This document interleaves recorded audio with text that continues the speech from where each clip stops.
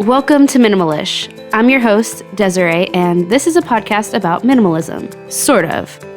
It's a podcast about how living with less stuff and less distractions can help us focus on what's most important.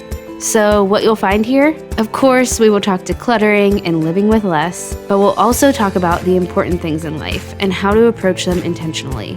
We'll approach topics of motherhood, home life, relationships, work, our health, and the important things in general that fill up our days. And what you won't find here, a perfectionist version of minimalism. I'm a mom, a full-time teacher, and a podcaster, and I've found the version of minimalism that you may find on Instagram or Pinterest to be unattainable. We aren't minimalism purists here. We're simply focused on living with less in a way that's realistic to us. It's a version of minimalism I personally like to call minimal-ish. The goal is not living with less for the sake of less here, or to make sure our homes make us look like a minimalist. The goal is living with less in a realistic way so that we can have more time and space and energy to focus on what matters most. I'm so glad you're here. Let's dive into this week's episode. Hi friend, welcome back to Minimalish. I am so excited to be bringing you a solo episode on a similar topic that we talked about last week. We are sticking with the topic of finances today, but I am bringing you my true experience with budgeting. Specifically, things I have done wrong.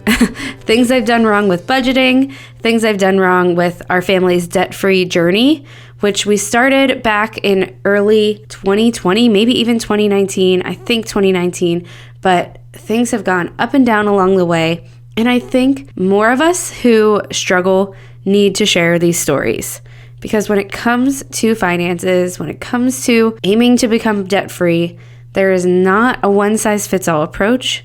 There is not a one-size-fits-all story, and it isn't easy for many of us. So I wanted to come to you with my honest truth on all of this, and I felt really compelled to share my thoughts and my story, and specifically just what I have learned along the way when it comes to things I was doing wrong and things we are maybe doing a little bit more right these days. This episode is full of tips that probably sound like budgeting basics or finance basics, and I am not diving deep into the topic of finances in any way. That is just not my skill set or my expertise in any way, but we will talk about this topic that has been very important to my family and I for years, but specifically has really changed things for us in the last several months here. Before we get started, I just want to let you know that I have been under the weather for almost 7 days. It has not been fun. I have a scratchy voice today. I don't even know where that came from. I've been on the struggle bus, which is why you did not get an episode from me last week. I am here. I am alive. I have enough energy to be on the mic, and I am so glad that I do. I am super grateful that you are here, and if you enjoy today's episode, if you're enjoying the podcast, if you are glad that we are back to Minimalish, I am just so grateful for any positive review or rating that you can leave, and that just helps the podcast be seen by more eyes, heard by more ears, and any way that you can share with a friend or share on social media is always so helpful. So thank you for that, and let's dive into today's episode. I want to kind of give an overview. When we dove into our debt-free journey, we were living mostly on one income. It was the beginning of 2019, and we were being super frugal because we had to push anything at all towards debt. Not gonna lie, it felt kind of impossible to get any leeway. Eventually, I started making some extra money that we were able to continue our frugality, but also push a little bit of money towards debt. But what happened was in 2020, we gained a second income. I went back to teaching. We also moved. Life got stressful. 2020 was 2020. And we definitely got comfortable with more income. Too comfortable. We didn't track expenses for a while, and it was okay at first. We still ended up with so much extra because we were used to living on so much less.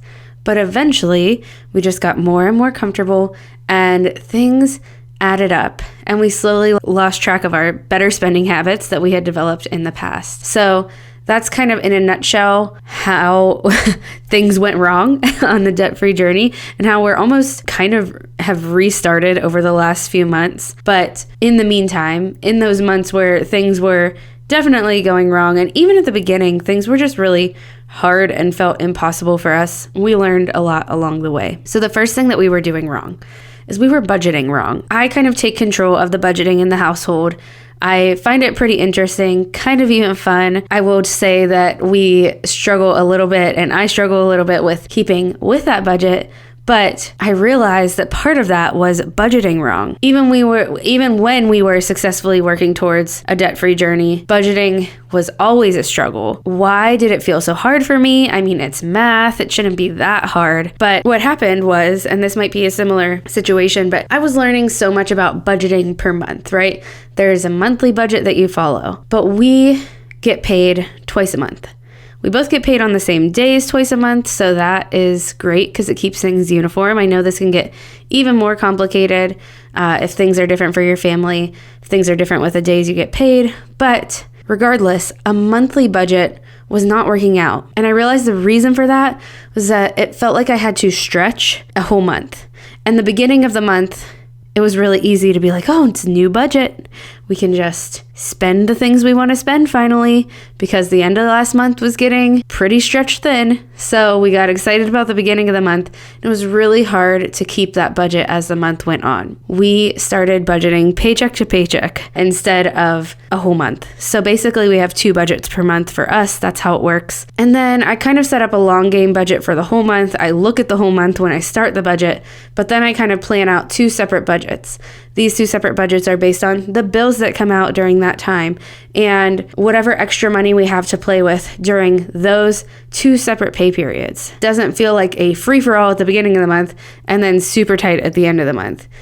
Now we have this kind of renewal of our budget halfway through the month, and it gives us a more accurate view of what we have and what our finances are throughout the entire month. We started budgeting by paycheck. For us, that is 2 budgets per month, and it has made a huge difference. The second thing we were doing wrong kind of goes along with what I just said, and that is we were not tracking when bills came out. I knew what bills were coming out. I knew how much was coming out during the month, but because I was looking at the whole month as a whole, I just had the numbers. I wasn't actually tracking when. It's kind of ridiculous. I don't know why I wasn't tracking this, but I was budgeting monthly, had most things on auto draft, and I just kind of thought, well, when the bills come out, we'll have money for them because we're looking at the month as a whole.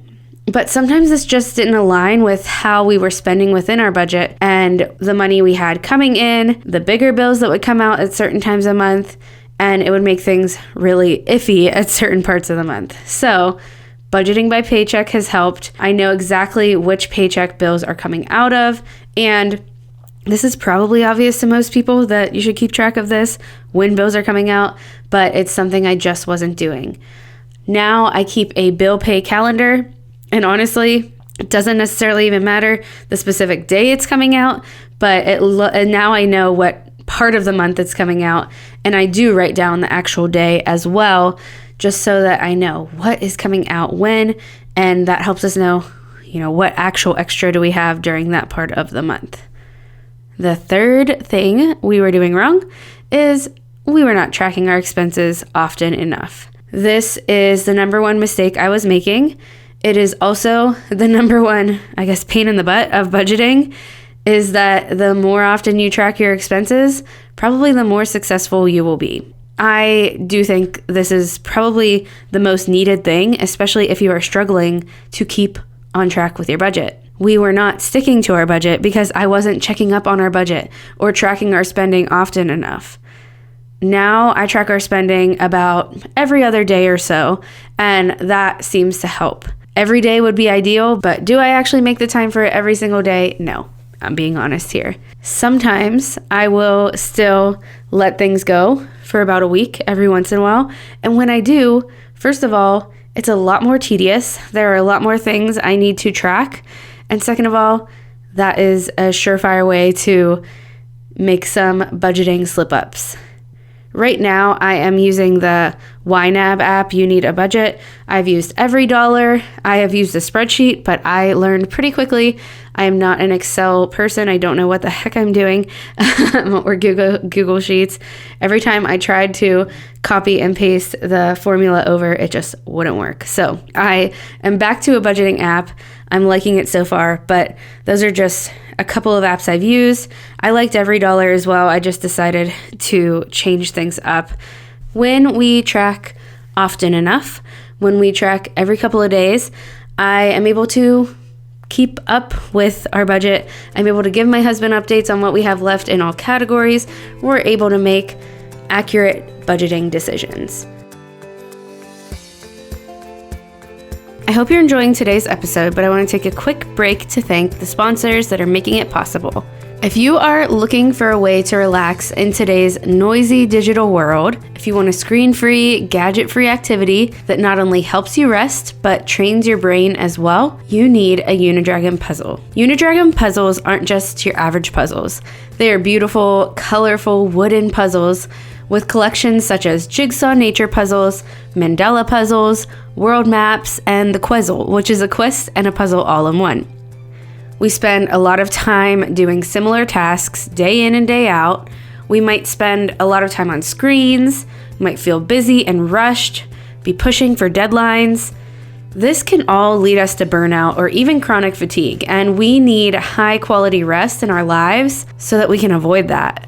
Rest that is actually screen-free. And puzzles are that kind of rest. They're both relaxing and challenging with huge benefits that go beyond the enjoyment of just playing a game. A Unidragon puzzle can help you unwind at any point of the day where you are ready to rest your brain from screens. You sleep better, prevent burnout, all while learning analytical skills that you can use in your daily life. So you can check out Unidragon puzzles today and get 10% off with the discount code MINIMAL at unidragon.com.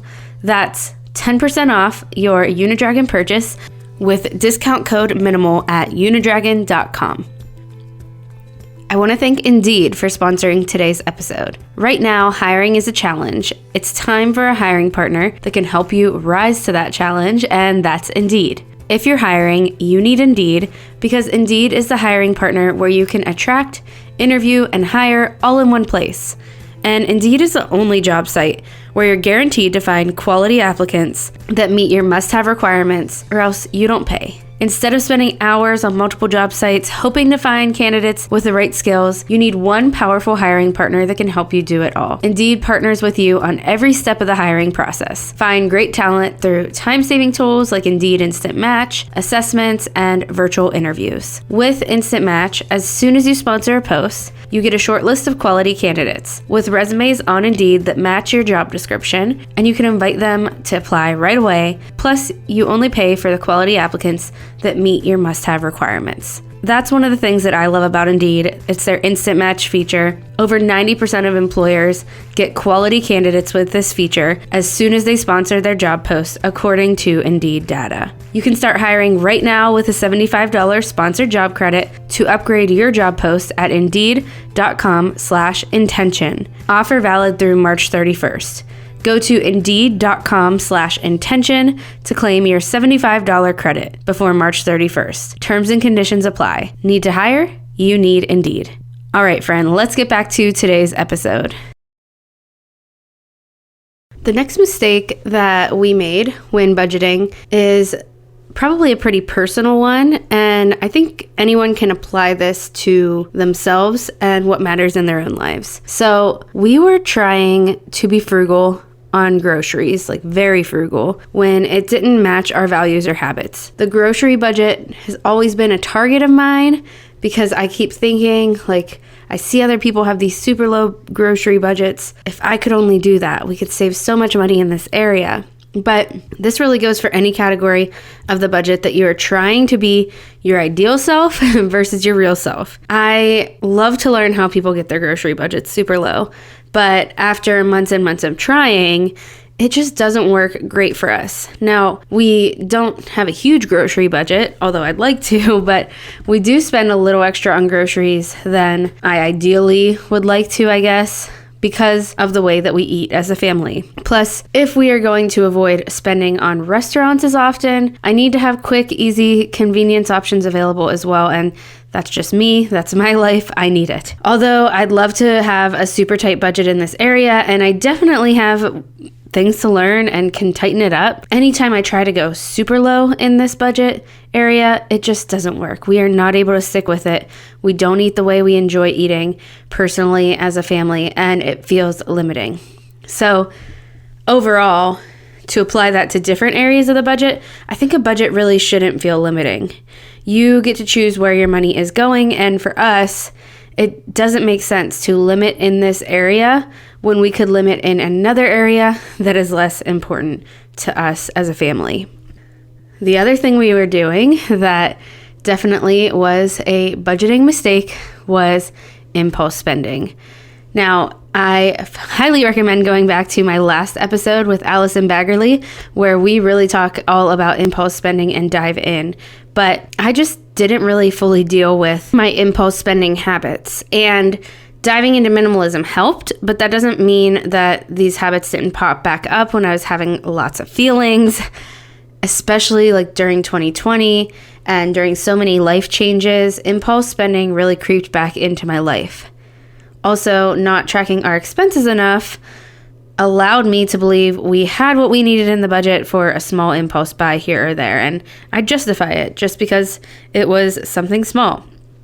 But those things add up, and either way, impulse spending just doesn't match my values, and it definitely is a budget breaker. So it's something that I'm working on, and when tracking my spending regularly, it's pretty easy to avoid. Another problem that we had when it came to budgeting was we didn't really have a strategy for when things did go awry.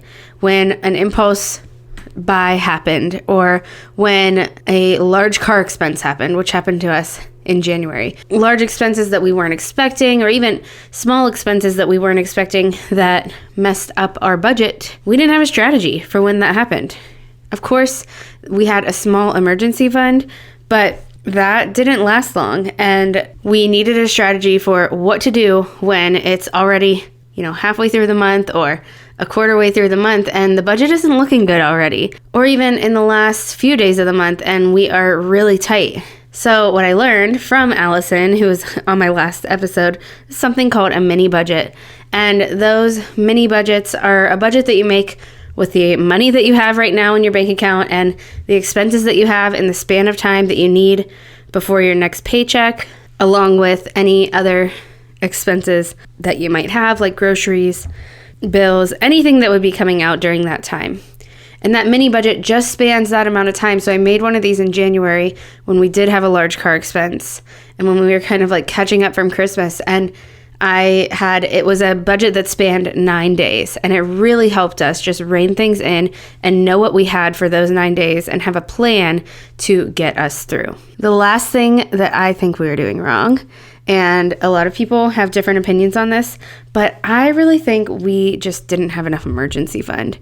We had the typical $1,000 emergency fund that Dave Ramsey usually talks about, and while that's helpful, it wasn't enough.